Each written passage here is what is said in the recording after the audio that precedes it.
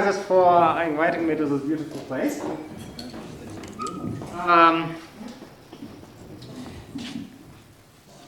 So the talk is going to consist of hopefully 3 parts. In the first part, I'm going to explain what is quantum category O.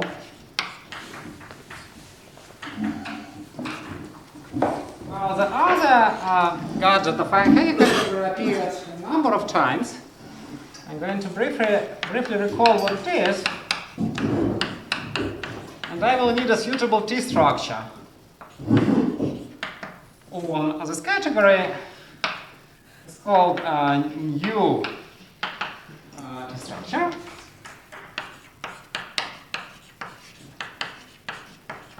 And then, time permitting, I will tell you something about ideas of proof. The proof of a derived equivalence between this category and this category. So, let me start by introducing some notations.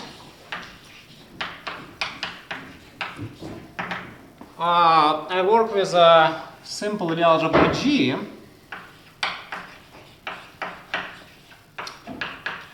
Over the field of complex numbers. I want to consider its root lattice denoted by lambda 0 and weight lattice denoted by lambda.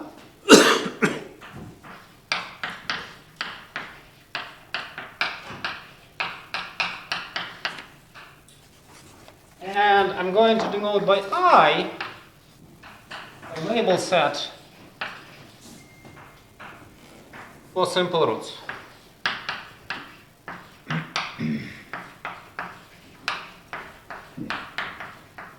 Okay? And then my quantum groups are going to be at roots of unity. So I want to fix D is going to be a positive odd integer. And if you like the real algebra G2, you also want to require it to be coprime to 3.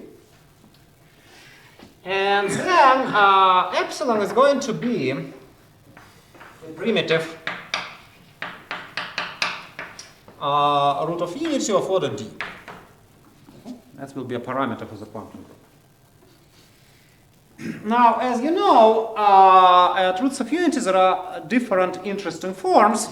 There is a usual form called the Conchini-Katz, there is a form with divided powers called Lustig, and there is a form which is intermediate between them, which is known as mixed quantum group. And that's one that I'm going to need.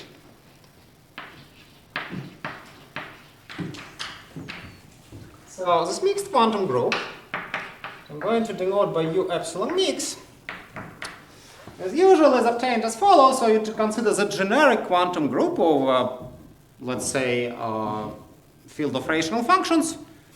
You choose a lattice of the ring of Laurent polynomials, then you specialize. And the generators for the lattice and therefore for this U epsilon mix are going to be the following.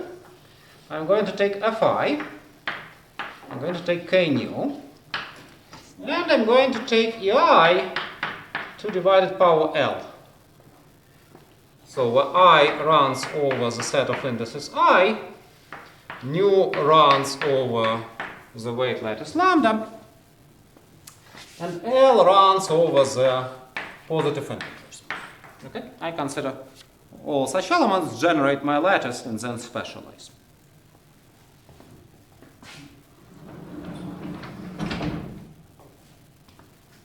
Okay? And an important comment about this algebra is that U epsilon mix is graded by the root lattice in the usual way.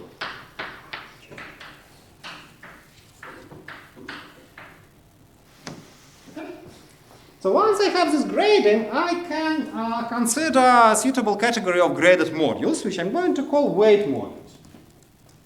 So here is the definition.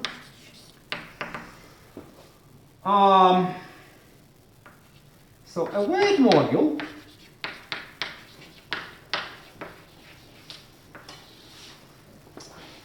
over U epsilon mix is the following. It's a lambda 0 graded U epsilon mix module, which I'm going to denote by M. Is it graded as a Hopf algebra? Is it graded as Hopf algebra or is it Just as a note. Look at a parabola Hopf algebra.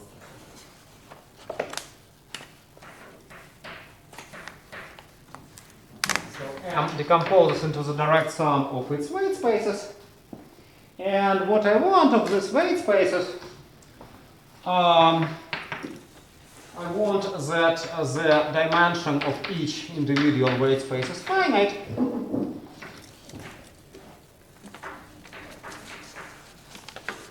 Then, since k news have degree 0, they are going to stabilize each individual weight space. But I want something more. I want k news to be to act by scalars, and the scalar is epsilon to power lambda paired with nu. Okay? Times the identity. And so what is this? This is a suitably normalized W invariant form on the weight lattice. Okay? And just notice that if epsilon wasn't a root of unity, this would uniquely characterize the weight space. Not the root of unity. Sorry. I need to impose this as an additional grading as an additional structure. Misha. So you're taking divided powers for e's, but not for f's? That's right. That's why it's mixed. It's kind of, it has there was this, this novel of Vladimir Vainovich where there was some kind of selectioner who was trying to cross like tomatoes with potatoes, and he got the top of a potato and the bottom of a tomato. Again, so the integral structure is important. The integral structure, so you're working over ZQQ inverse. You're working over ZQQ inverse. Yeah, and then I specialize to root of unity. But you're secretly going to be calligraphying it. If you're working with an integral structure, you're going to calligraphy it. No, I don't. I'm not into this stuff. So, this is a definition of a weight modules, and they certainly form a category.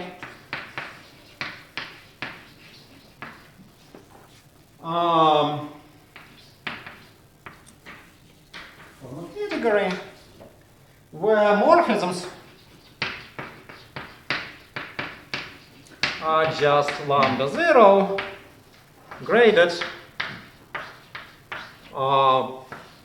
U epsilon mix linear mass.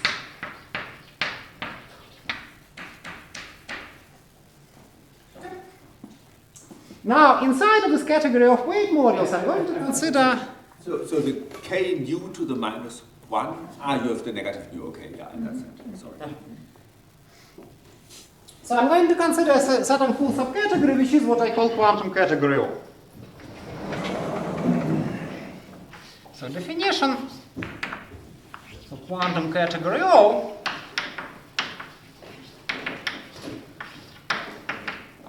is just a full subcategory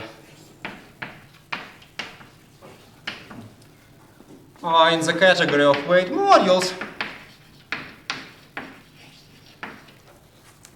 with objects M that are finitely generated as modules. So M is finitely generated over U epsilon mix. And the weights are bounded from the above. So the set of lambda in lambda 0 such that m lambda is non-zero is bounded from above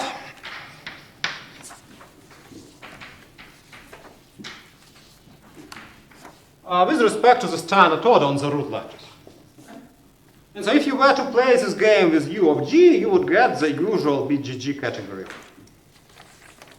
And this guy is the quantum category. Now let me give you a very basic example of an object which lives in this category.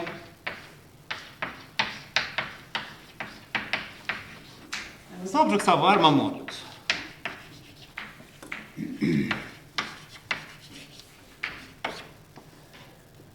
So if I have lambda in the root lattice, then I form module that I denote by delta epsilon lambda with the following thing. So it's an induced module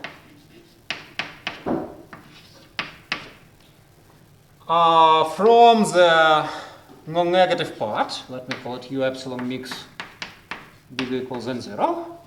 So who is this? This is a subalgebra generated by case and ease. Okay. And then I tensor with a one-dimensional space C lambda.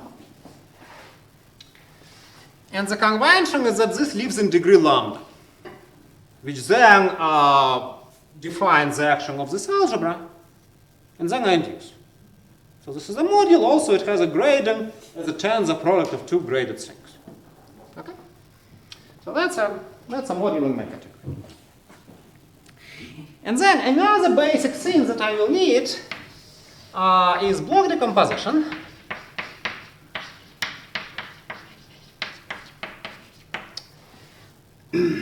For block decomposition, I'm going to consider the affine Weyl group, which is a semi-direct product of W with the root lattice. And it acts on the root lattice in the following manner. So if I have W in W, the finite Weyl group, and I have lambda in lambda 0, then my action is a usual dot action, meaning W times lambda plus rho minus rho. And then elements of the lattice, so mu, I take mu in lambda 0, I'm going to have the corresponding element in the affine Weyl group. And it's going to act by adding mu times that integer d, which is the order of my root of unity. Okay? So I have this action, and the point is that I can now form, so let me call this O epsilon. So if I have a, let me pick an orbit, going to be some WA orbit. And then from here, I can consider the following Serre subcategory. So this is a Serre span of all Varma modules, delta epsilon lambda, where lambda lies in this orbit. Okay? That's a Serre subcategory. And then the fact, I mean, it's closed under subquotients, right? it's closed under subquotients, closed under extensions. So the fact is that the entire category O epsilon splits as a direct sum over all possible orbits of these subcategories, and they are called, well, strictly speaking, infinitesimal blocks. I'll just refer to them as blocks. Now, what do I want to do in this talk? So, goal, I want to describe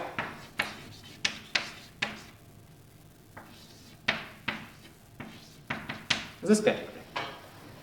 And for me, describe means to relate these categories to some category which is standard. And the usual suspect of being a standard category in this business is a Hecke category. Okay? So, are there questions? Yes, just I might have missed it, but in the definition of a category O, isn't there a condition that negative operators should have act nilpotently or something? That's forced by weights being bounded from above. Okay, thanks. More questions? Is it tensor? Is it monoidal category? Well, it's monoidal modular, you know, this usual thing that when you tensor two guys, this stops being finitely generated. So completion is monoidal.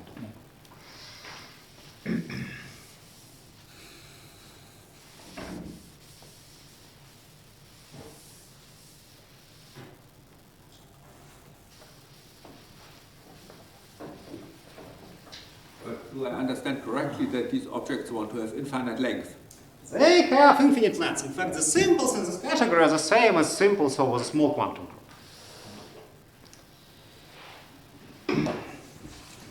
All right. Are you finding many isoclasses of simples? They are labeled just by the root letters, so no, if by the it's letters. log, they're labeled by orbital. Okay.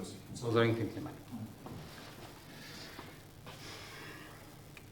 So let's talk about the affine Hecke category.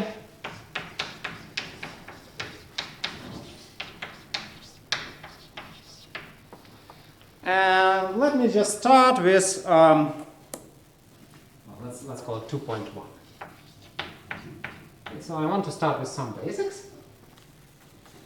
So this W super A is a Coxeter group, and as Simon explained to us yesterday, we should be able to attach a category called the Hecke category. And there is a bunch of versions.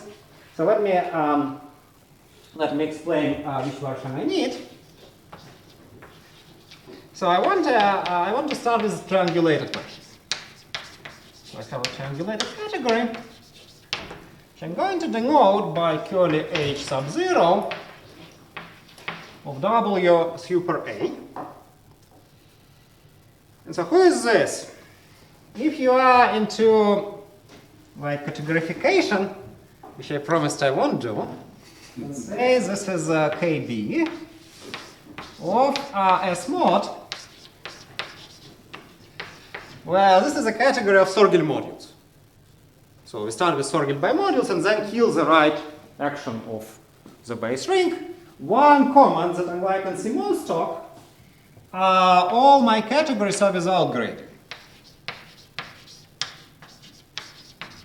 So I just use them as a modules over the polynomials on the carton. Okay? Equivalently, you can say that this guy admits what's called constructible realization. And let me briefly recall what I mean by this.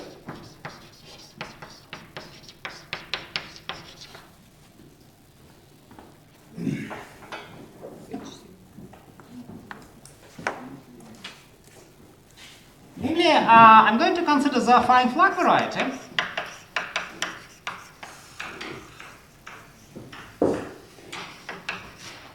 FL, which can be thought of as a homogeneous space for the loop group of the Langlands dual. So this G check is the Langlands dual group, modular Ivachori. This I check is a Ivachori subgroup, which is an analog of the Borel subgroup inside of this gadget. And then I also need the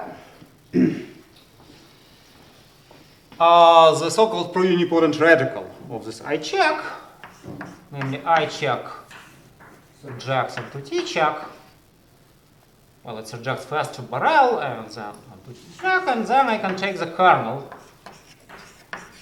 of this homomorphism with a group which I will call I0. And then the affine Hecke category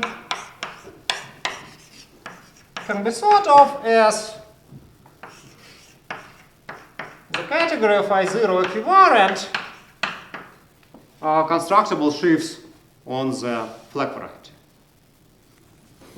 Well, this is pro-unipotent, so this equivariance just means that I take all complexes of sheaves whose cohomology are constructible with respect to stratification of I0 orbits. Okay. So one advantage of this realization is that it allows us to see an interesting T structure in this category. So this realization will just give us a so-called perverse T structure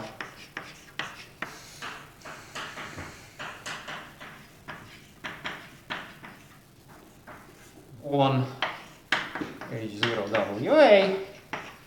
In fact, with some work done, for example, by Ben Elias and myself, you can also see it here. And that's what Simon explained in his talk. Okay.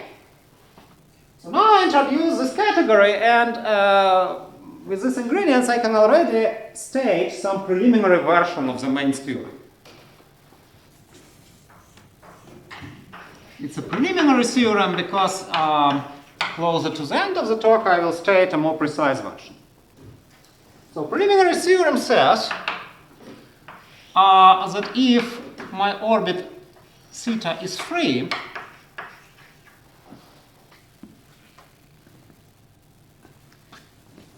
that's an assumption, and it actually imposes some restriction on the order of root of unity. The free orbit for this rescaled action is this if and only if d is bigger than the Coxeter number.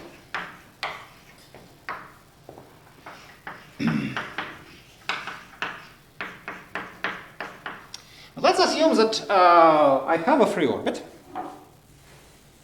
Then I have a derived equivalence between the bounded derived category of O epsilon theta and the affine Hecke category. Okay? And moreover, I can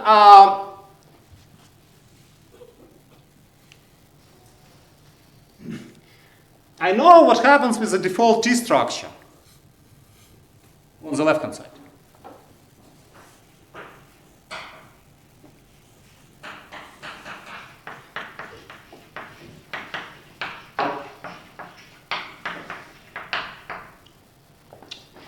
It doesn't correspond to the perverse T structure. It corresponds to the so-called new T structure that I'm going to define relatively soon.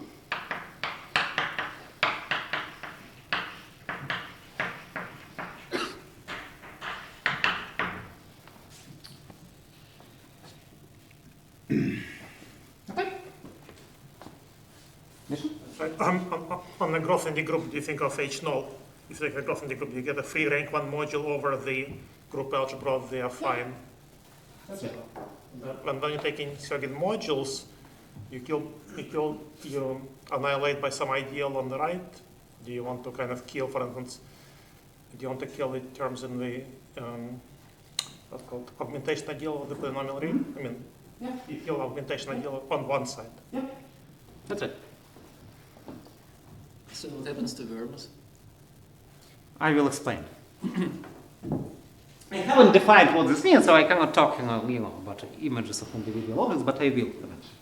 I mean, you can talk about images of individual objects without the structure. I will explain. You can exercise some patience. It's actually useful. Since this talk is recorded, I hope this provides a kind of a helpful message to young mathematicians.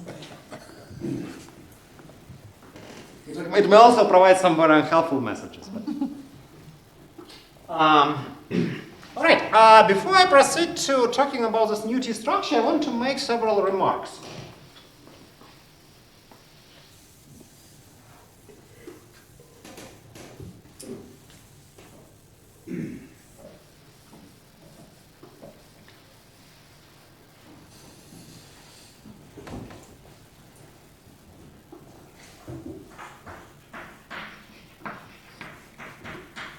So remarks number one is that we can generalize the theorem to any theta, not necessarily free. So the freeness assumption is just to simplify the exposition. And so what you need to do for this, you need to replace HW0A with its singular angle.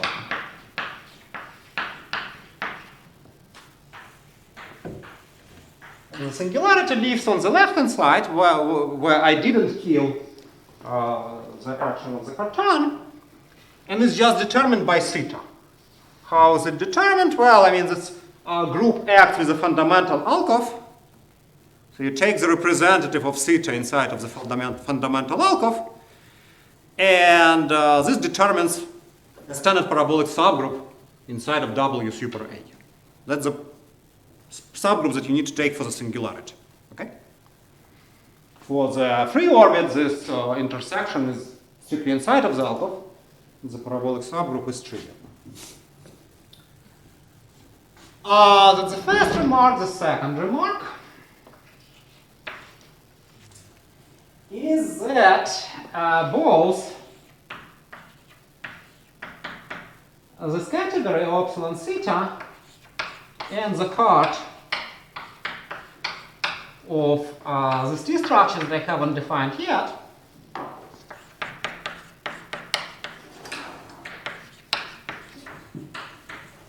are what's called highest weight categories.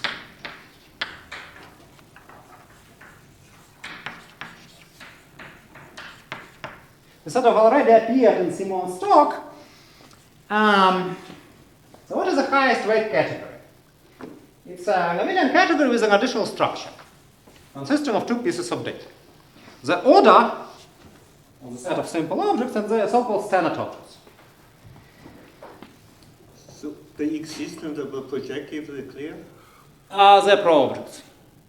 So the order here is a certain stabilized version of the Breuer order, and it's not bounded from either above or below. But standards are not simple. You say it's Standards are not simple. So standards correspond to simple. There is a bijection. response to simple, but They're not simple. So the label in set of simple objects is theta. It comes with some suitably defined order, which is a limiting version of the Breuer order. And then I have the standard objects, and you can guess that in quantum category O, the standards are variables. And that's, of course, a correct guess. I will talk more about standard objects for the heart of the new T structure once I define it. And the reason I mentioned in this is that highest weight structures play a crucial role in the proof of this theorem.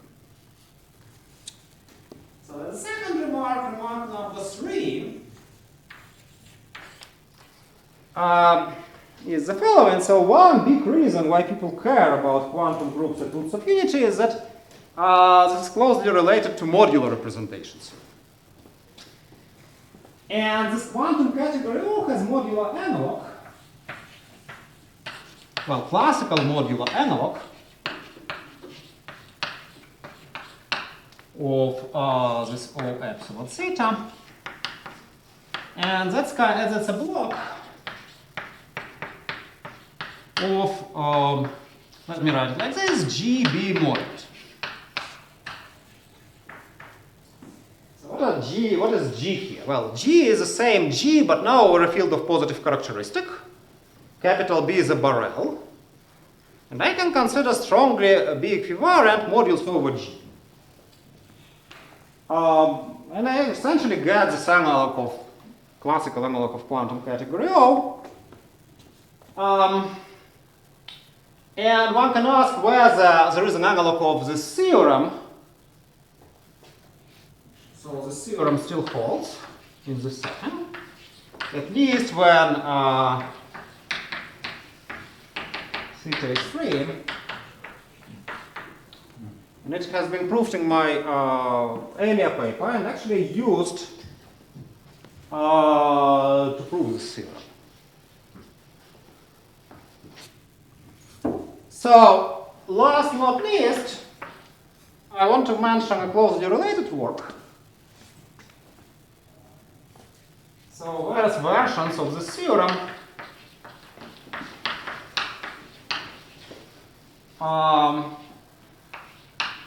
were also proved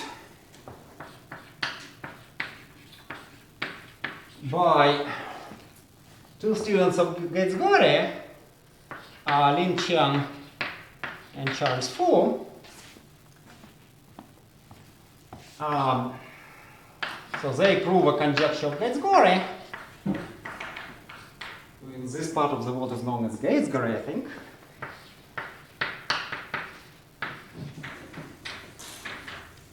So let me briefly explain what the conjecture was about. I think some people in the room are familiar with the Kazhdan-Luistic equivalence. It's equivalence between modules over the Lustig form of the quantum group and the so-called Kazhdan-Lustig category of representations of affine algebra. It's an absolutely fundamental result in several parts of mathematics. Gaitzgori's proposal was to replace, to find an equivalence between the category O for the affine algebra instead of like G of O equivariant, I want Ivachor equivariant objects, and category O for the quantum group. Well, essentially this guy. Okay? And this conjecture was proved. First there was contribution from Gaitzgori himself, and then there is a like 200-page paper by Shemin. And so essentially they prove this theorem, although the techniques are very different. Another proof is by Chuan Situ, who's a graduate student of Pengshang at Tsinghua. And his approach is more closely related to what I'm doing, but still quite different and comes with some additional restrictions. Okay? So these were remarks. Are there questions? So how does it depend on D? So affine Hecke category doesn't know anything about D. Affine Hecke category does not know anything about D. And so this category is just, the kind of, the blocks are independent of D, but which blocks and in which numbers I have depends on D. But within one block, like... In one block there is no dependence on D whatsoever. It shouldn't be totally surprising. That's kind of a small part of here. Vanessa Sito also wrote about Bernstein trace formula for quantum groups. Is that related? Is that something else? I'm not sure. We can discuss this later. Excuse me, so you said this part, it's analogy if you would take not mixed, but just Lustig So one? Kazhdan-Lustig is for the Lustig form. No, I know. Yes. And Gaitzgori is for the mixed one. I guess got it from this one. What is the statement for Lustig form and category O?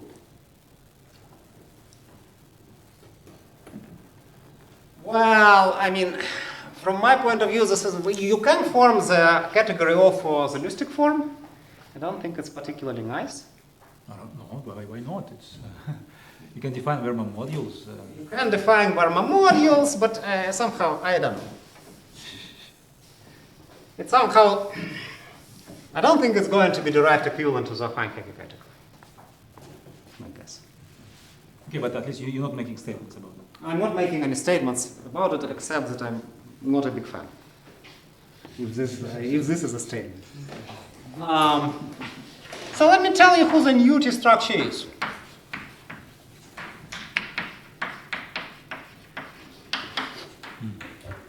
And so this is defined by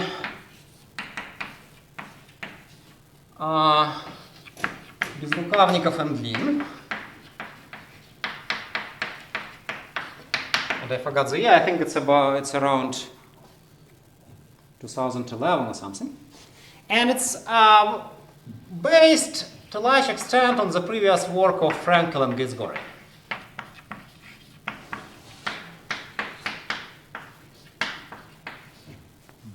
And this word new, well, means that it was new when it was discovered, and of course it was some time ago, so it's no longer new.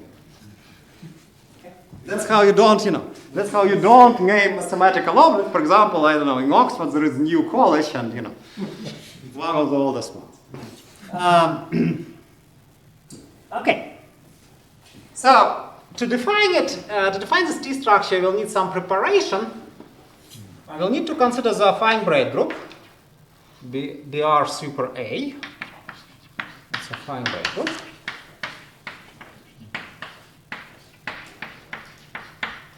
And this braid group acts on the affine Hecke category actually from both sides. And I will need the right action on the side where I killed the carton.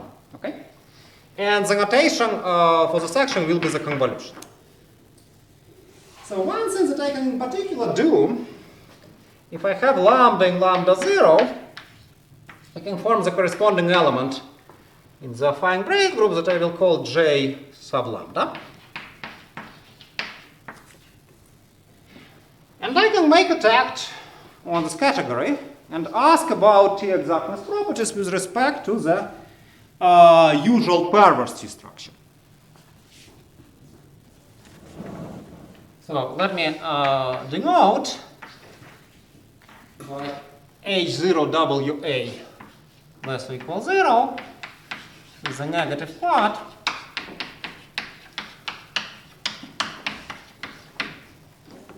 of perverse T structure.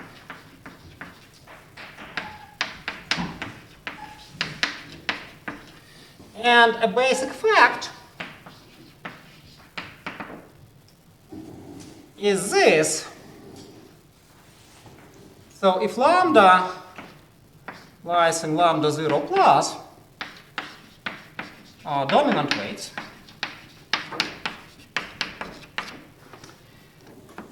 then the convolution with J minus lambda is left T exact. In particular, it won't preserve this subcategory. The guys who preserve this subcategory are for dominant lambda. Okay.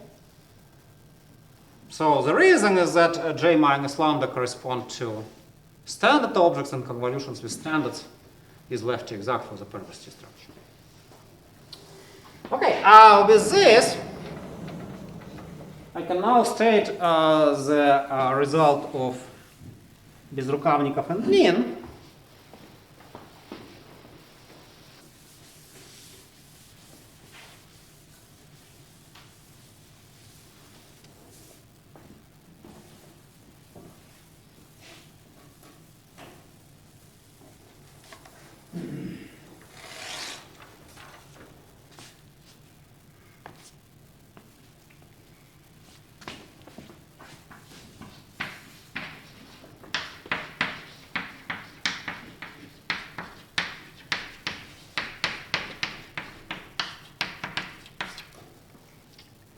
So first, the claim is that there is a unique T structure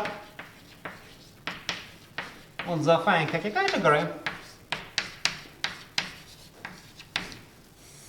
and the name for this is nu. This is the following property. So any T structure is completely recovered once I know its, say, negative part. I just need to tell you what is the negative part of the new T structure. And by definition, it consists of all objects in the affine Hecke category whose convolution with J minus lambda lies in H0WA less or equal than 0. This is the negative part of the perverse T structure. So for all lambda in lambda 0. Okay? So these guys are left T exact. They won't preserve this subcategory. Nevertheless, there will be objects lying in this subcategory which stays there under all such convolutions. And that's less or equal than 0 part of this new T structure. So what do you mean by uniquely defined? Is it self-dual?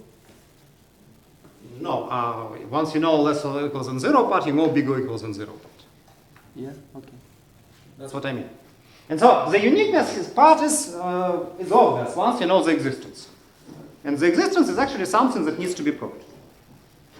Is it sort of like passing to the periodic Hecke module? Yeah. Yeah. Okay.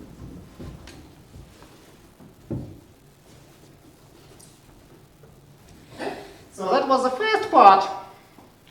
And then the second part of the theorem requires a notation. So O nu is going to be the heart of this T structure. And then the claim is that the realization factor from dB on U to the affine Hecke category is the equivalence of Hecke. Okay.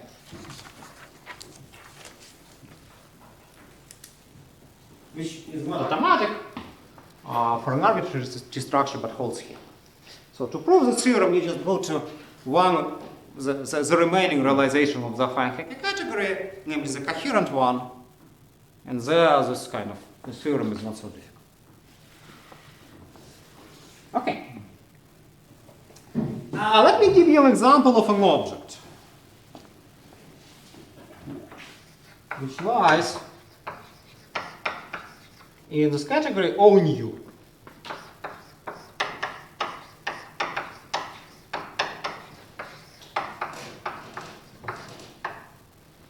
Okay? So I start with an element in the affine Yale group, and from here I can form delta sub x, which is a standard object for the usual T structure. So who is this? I look at the constant local system on the corresponding Ivachori orbit. I shift it to make it perverse. And then I take the extension by 0. That's how you get standard object for the perverse T structure. Okay? So this guy might not lie in the heart of the new T structure, but the following does. So I can write my x as W times T mu, where W is in the finite Yale group, and mu is in lambda 0. And I form delta x nu as follows. So that's a convolution of delta W, so one of these guys, with J mu. Okay?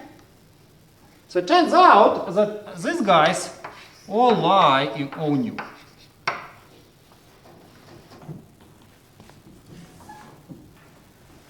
Other questions? So delta x is Delta x is what? like the image of Hecke complex. Yeah. Well, or inverse of that. So usually brain group, Yale group elements give you constant, this is standard.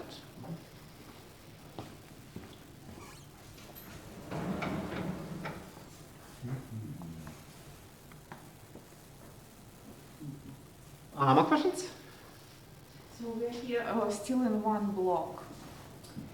I only define a regular block for you. But it's parameterized by the affine Yale Yes. group, so there's one in each alcove. There is one for each, so I only deal with regular block, but I can also do the same thing on singular blocks. I just omit this for simplicity.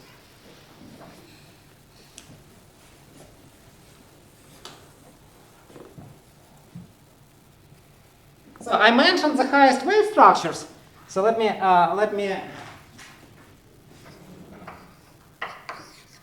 well, maybe state it as a proposition. This is what I proved in the paper. Is that this ONU is the highest wave category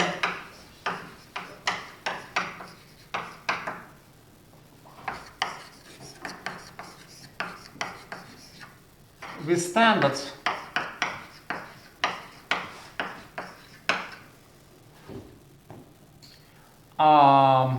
delta x nu.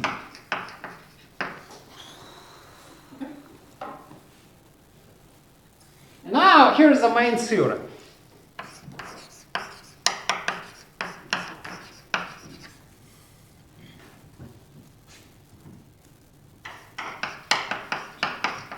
So let's say that my theta is the orbit of element 0. And I still assume that this is free, meaning that d is bigger than the Coxeter number. Then I claim that there is an abelian equivalence between O epsilon theta. So let me just maybe write O epsilon principal. It's a principal block. By definition, it's my O epsilon theta. And the category O nu, which sends the following varma, delta epsilon x minus 1 applied to minus 2 rho, to delta x nu. Okay? So in other words, I have an equivalence of highest weight categories. And since, because of part 2 of the theorem, this gives me my previous theorem. So I know that the derived category of O nu is the same as the affine Hecke category. So that's the initial derived equivalence. And actually the same result follows from what Chen and Fu have done. All right, other questions? Well, how about character formula? There are no new character formulas because you just get irreducible modules over the small quantum group. Just kind of, you can. But I mean, if you express the standard modules in these little modules, is a sort of inverse of periodic Cauchy-List polynomials? Some version of them. It's just, kind of, you get character formula here from character formula for modules over the small quantum group plus some combinatorics. Because you know how to express little varmas via big varmas. Do you have those, instead of multiplicity, do you have those polynomial around, which already exactly solving the composition multiplicity for specializing Q equal 1 and so on? I guess so. Huh? I guess so.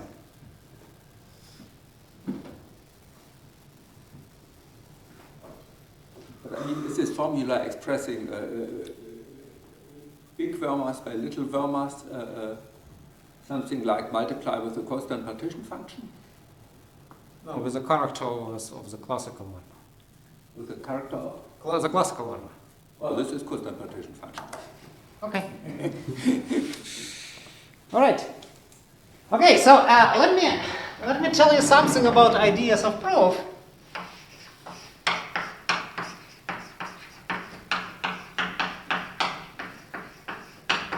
And I feel like a little bit like a student on an exam because many of these ideas just come from the work of Wolfgang. Like the old one when I was in middle school, and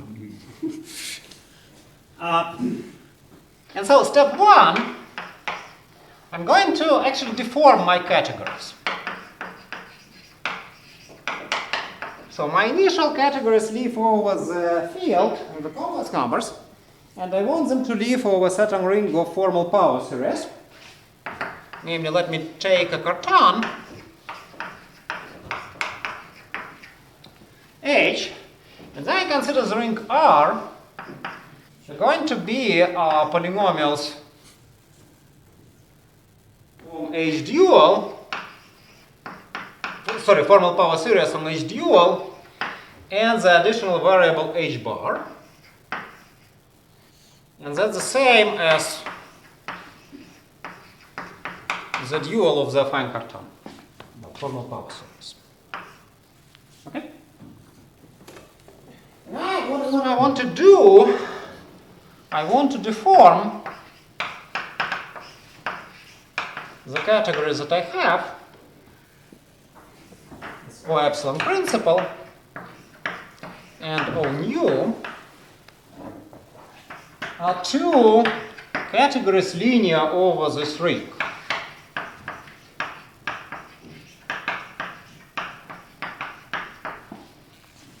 So let me explain how this is done, starting with O nu. So instead of working with Sorgel modules, I can consider Sorgel bimodules. And I want a suitable version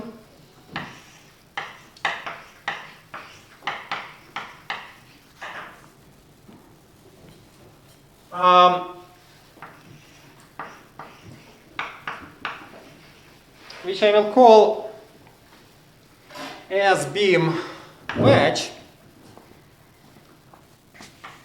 So these are Sorgel bimodules.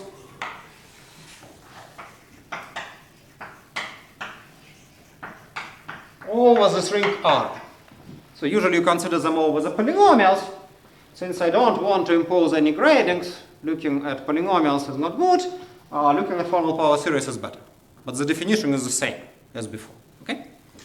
So you have this category, you conform its KB.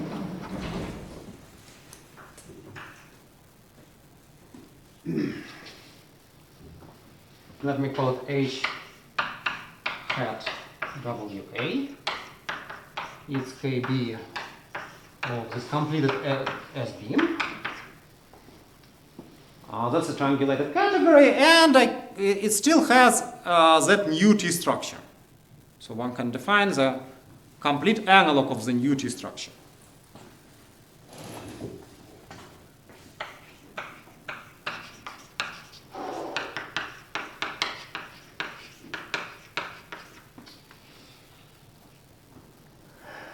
And so this gives me my deformed category O nu R. Okay? Still a highest weight category. Now, for the quantum category O, let me call it OR principle, the construction is quite different, and it uses very classical ideas which I think go back to Janssen. So what I want to do, that's going to be a block of category O for the following algebra. I started by talking about the lattice in the usual quantum group. So let me take this lattice, UQ mix, and then I base change over Lagrange polynomials to the string R. And this requires a homomorphism from Lagrange polynomials to R. My homomorphism is going to send Q to something like epsilon e to power h bar, where h bar is a traditional variable in the ring R. Okay. And so this h bar is responsible for deforming the action of Q. And the Cartan is responsible for deforming the action of the Cartan part. Okay, so I required the Cartan part to act by powers of Q, and then I deform this out. It's kind of the same thing that as Janssen used for when he proved Janssen sum formulas. Okay. So that's sort of a classical representation theoretic construction. Now,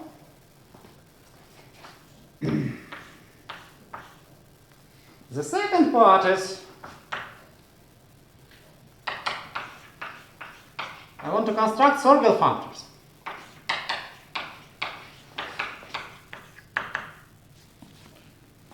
From my categories,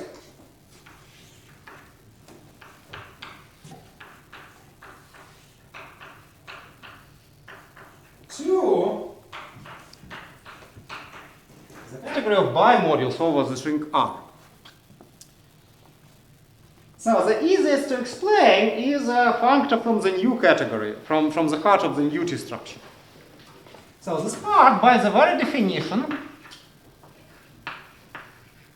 lives inside of KB S-beam hat, and objects of S-beam hat are already bimodules. Well, they are kind of, as Wolfgang says, special bimodules, but now I'm going to forget that they are special. And just apply the forgetful functor from KB to the derived category of R bimodules. Okay? Well, I promised you the functor to R bimodules. I gave you the functor to the derived category. In fact, the heart will land in the bimodules in the end of the day, but it's sort of not relevant. So one thing which I need to know about this factor, one of the things, is where the standard object goes. The standard object, not surprisingly, will go to the graph bimodule,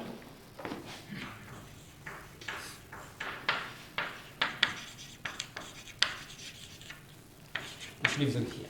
So who is a graph bimodule? It's a free R module for the right action, and the action on the left is twisted by X.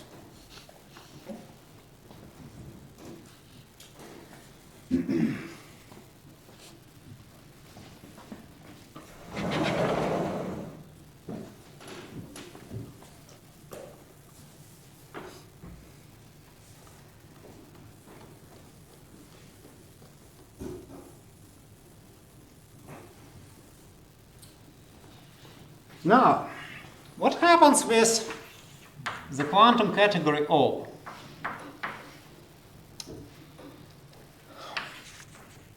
First, I'm going to have the functor to R modules.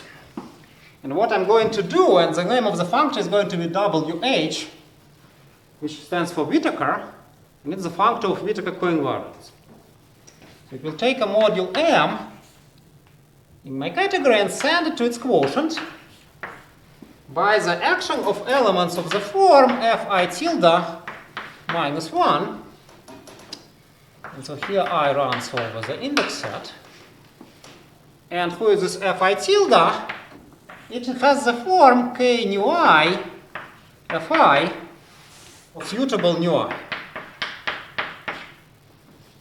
So the fact of life is that if you just take the usual lower triangular part of the quantum group, it doesn't have a non-degenerate character. So the quantum cell relations are so that you cannot just have a homomorphism sending all Fi's to 1. But if you twist them suitably, and it was done by Sebastianov, it's called Sebastianov's twist,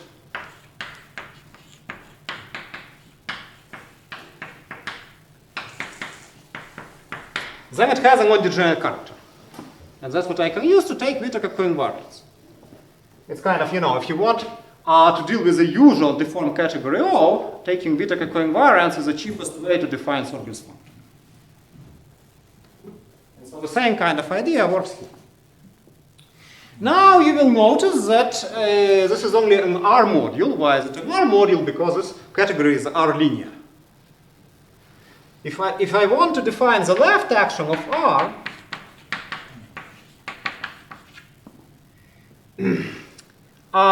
as usual in this kind of story, it comes from the action of the center.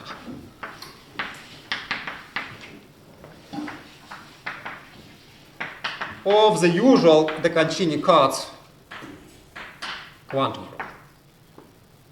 So the center is just W invariance in the torus, and this R actually is a completion via which the center acts on modules in a given block. So I get the left R action. And again, not surprisingly perhaps,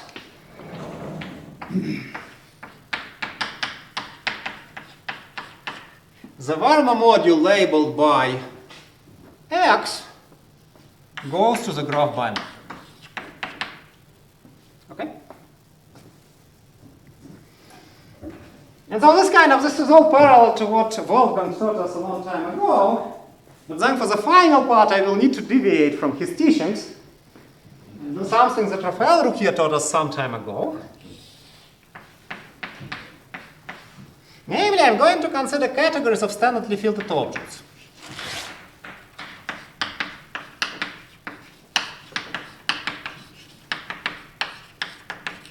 In the two highest weight categories that I have. I have OR nu delta, and I have OR principal delta. These are all objects which admit filtrations by standards, and they both go to the category of R bimodules. And I know that the standard labeled x here and the standard labeled x here go to the same thing, to the ground bimodule. Is a functor B. I didn't give it a name. This is a functor WH. And so the final claim to prove is that these functors are fully faithful.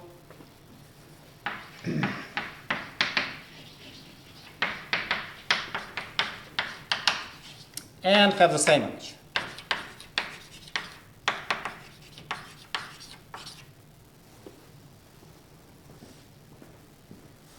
And that's what is being proved. Okay. So my time is up. Thank you.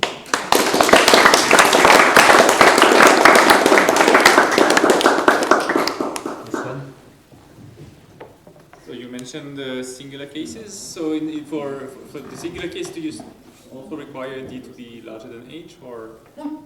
Doesn't require anything.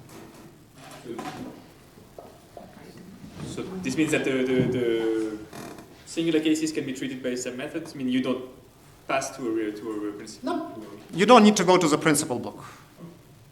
You kind of go to the principal block all the time here for reasons that you know. But this category doesn't know anything about it. So you can't, you cannot refer to the NC Springer and such because the kind of on the imaginary wall bad things happen, but you don't need to.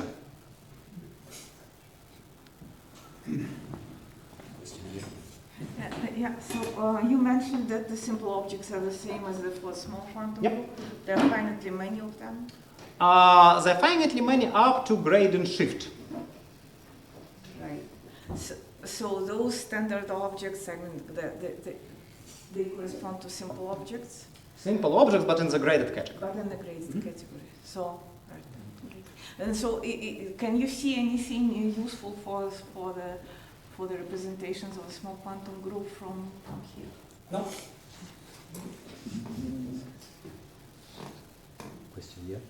So in what sense does it deviate, you said, from the standard story? So, well, it teaches us that we should look at the images of projective objects. And for the usual category O, or, I don't know, positive level affine category O, this works nicely because, first of all, we have the initial object, which just corresponds to element 1, the usual category O, and then we know how the projective object, and then we know how the other projectives are reproduced from it.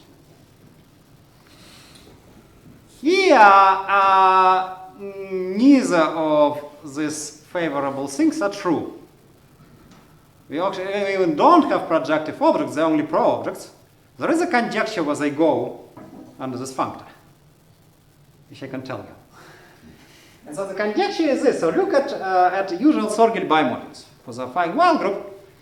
And let's multiply our element x of the affine Weyl group by t sub lambda for lambda very dominant. Multiply, the element w, the element of the affine Weyl group goes to infinity. And kind of an informal conjecture that the indecomposable Sorgel bimodule stabilize to something which has now, now infinite filtration by graph bimodules. And so conjecturally, the image of projective pro-objects under this functor is the stabilized Sorgel bimodule.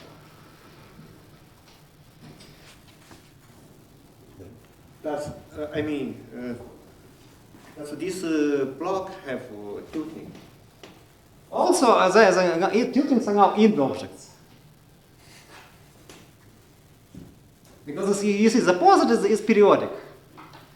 It's bounded neither from above nor from below. Then, related to this earlier question about Cajonian polynomial, can you upgrade the high-Swiss structure to graded version? Yeah. But if you have graded, this guy is manifestly graded. yeah.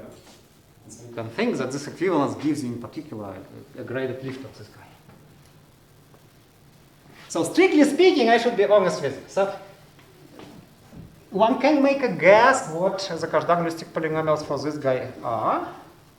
And I guess you know what it is. This hasn't been proved.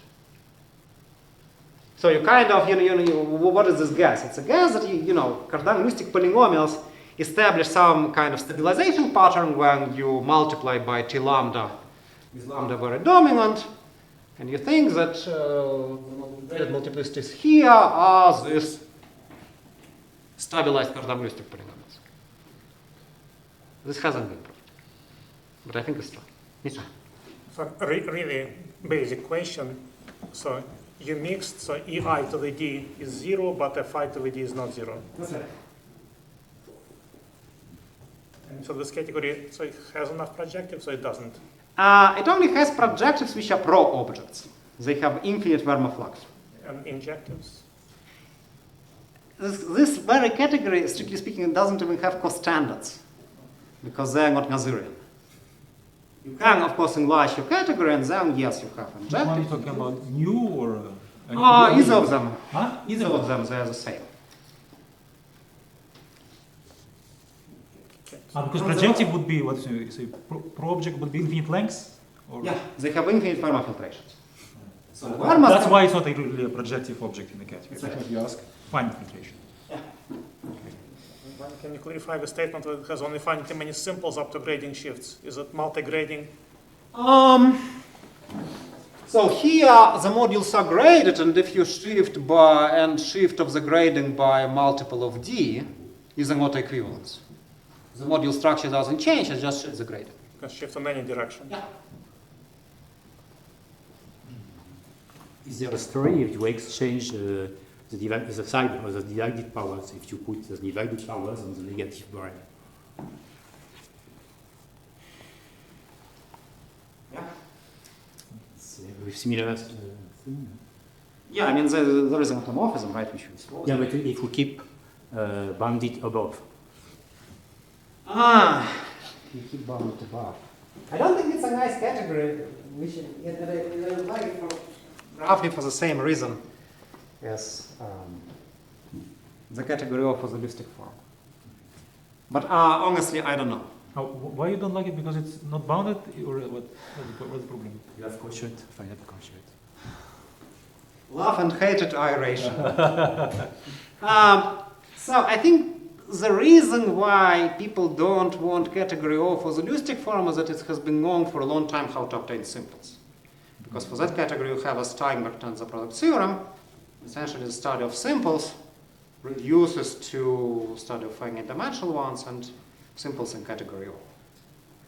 It's been known for quite some time. We usually like categories which are related to the affine Hecke category, and I very much doubt that version is. The version where you kind of swap